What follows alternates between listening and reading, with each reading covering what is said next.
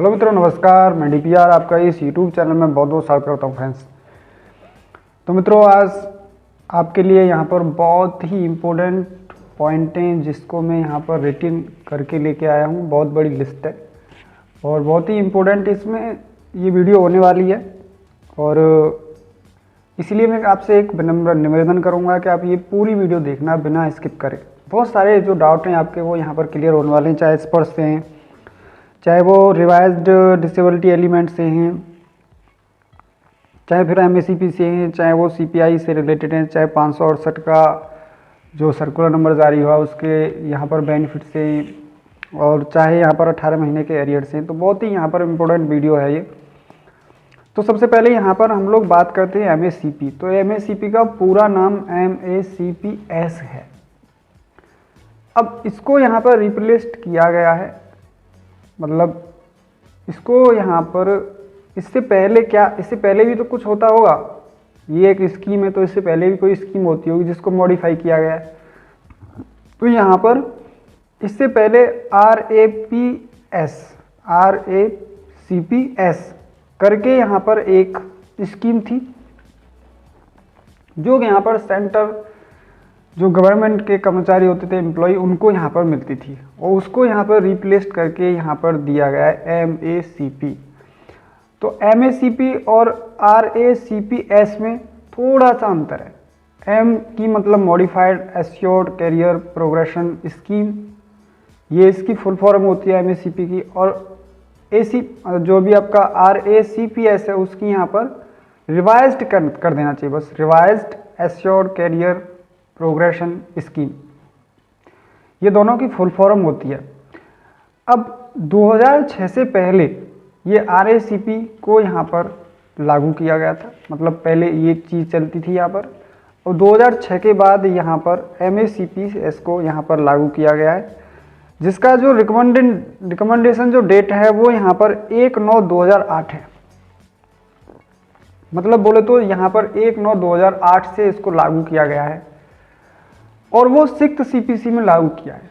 तो यहाँ पर देखिए, अभी बहुत सारे जो हैं पेंशनर्स हैं या जो भी हैं वो क्वेश्चन करते हैं कि यहाँ पर जो MACP है ये 2006 से पूर्व वालों को क्यों नहीं मिल रही है, बाद वालों ने ऐसे क्या कर दिया जो उनको दी जा रही है, पूर्व वालों ने ऐसे क्या गुनाह कर दिया जो नहीं मिल रही है, क्या ऐसा उन्होंने कर दिया कार्य जो उनको ये सज़ा मिल रही है।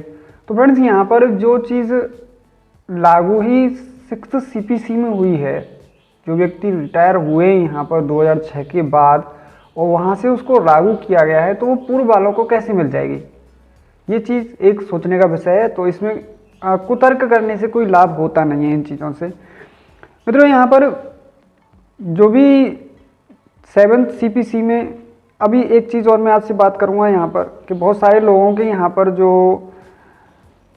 जो भी यहाँ पर 46% का DA का जो एरियर है वो एरियर है। यहाँ पर OROP-2 की जो 3rd इंस्टॉलमेंट है उसका एरियर आ रहा है, उसके साथ भी कुछ एरियर और आ रहा है।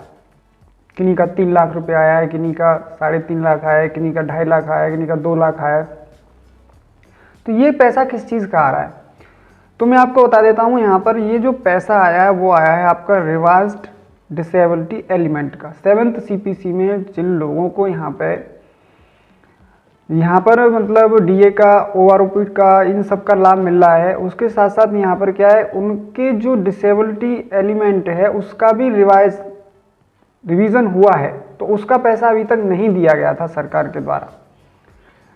अब कुछ लोगों ने यहाँ पर उसके लिए CP ग्राम पर शिकायत करी है, तो उससे उनको इफेक्ट आया है, तो यहाँ पर आदेश मिले हैं, तो वो पैसा इस तरीके से आ रहा है धीरे धीरे। तो फ्रेंड्स, यहाँ पर चलते चलते बता देता हूँ कि किसी का यहाँ पर आपका MACP का पैसा नहीं आया है, किसी का यहाँ पर जो डिसेबिलिटी एलिमेंट है उसका रिवीजन नहीं हुआ है, किसी का यहाँ पर OROP-2 की 3rd इंस्टॉलमेंट नहीं आई है।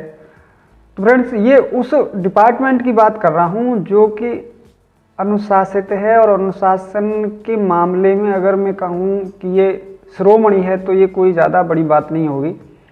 अगर डिफेंस, मतलब मैं डिफेंस बराबर, मतलब अगर अनुशासन कहूँ, डिसिप्लिन कहूँ, तो वो कोई गलत नहीं होगा, अतिशयोक्ति नहीं होगी इसमें। और उस जगह पर ये चीज़ें यहाँ पर विसंगतियाँ, मतभेद, डिले भी, मतलब वहाँ भी उनको जगाना पड़ रहा है कि आप लोग हमारा पैसा है इसको हमें दीजिए। तो देखिए कितनी यहाँ पर दुखद ये बात है कि चलो किसी और डिपार्टमेंट की बात करें तो कोई बात नहीं है, जहाँ पर अनुशासन के नाम पर जहाँ लोगों को मतलब इतना टॉर्चर किया जाता है, इतना मतलब कहना चाहिए कि बहुत ही ज़्यादा उनको एकदम नियमों में बांध दिया जाता है, और वहाँ अगर खुद के लिए देखें तो वहाँ पर कोई भी नियम लागू नहीं हो रहा है। ये देखिए अभी भी अनुशासन की कमी तो ये है, किसी व्यक्ति का कोई पैसा बनना है और आप उसको नहीं दे रहे, तो ये किसकी कमी है? ये अनुशासन की कमी है।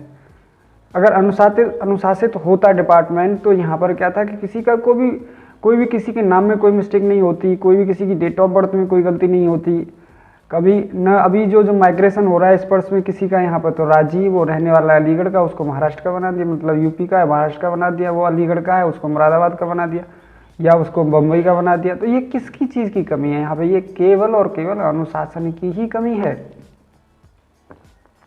अब आप लोग सैनिकों के ऊपर, JCORs के ऊपर बहुत सारा अनुशासन लेते हो, जो क्लरिकल जो यहाँ पर काम कर रहे हैं, जो भी यहाँ पर क्लर्क हैं, जो भी यहाँ पर डिपार्टमेंट के लोग बैठे हुए, उनके ऊपर कोई अनुशासन नहीं है। क्यों? क्योंकि वो स्टाफ का मामला है। तो यहाँ पर ये चीज़ देखकर यहाँ पर बहुत ही दुख हुआ और अफसोस होता है कि यहाँ पर ये चीज़ें नहीं होनी चाहिए। जैसा कि आप लोगों ने देखा है, मैंने अभी यहाँ पर वीडियो में अभी स्क्रीनशॉट डाले हैं कि किसी को यहाँ पर पैसा आना बताओ 3 लाख रुपए रुका पड़ा है, किसी का यहाँ पर 2 लाख रुका पड़ा है, किसी का कितना पैसा रुका पड़ा है। तो ये बस ये चीज़ ना गलत है। चलिए यहाँ पर ये चीज़ का सुधार करेंगे इस वीडियो को देखकर, कोई भी अगर देख रहे होंगे तो।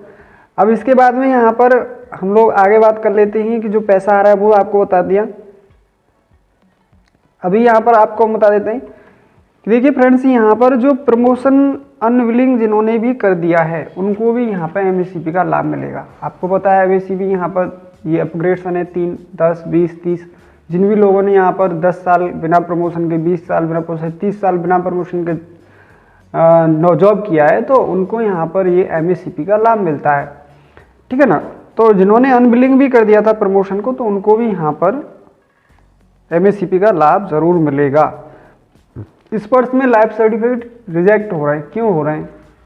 वही स्पर्श की वजह से ही हो रहे हैं।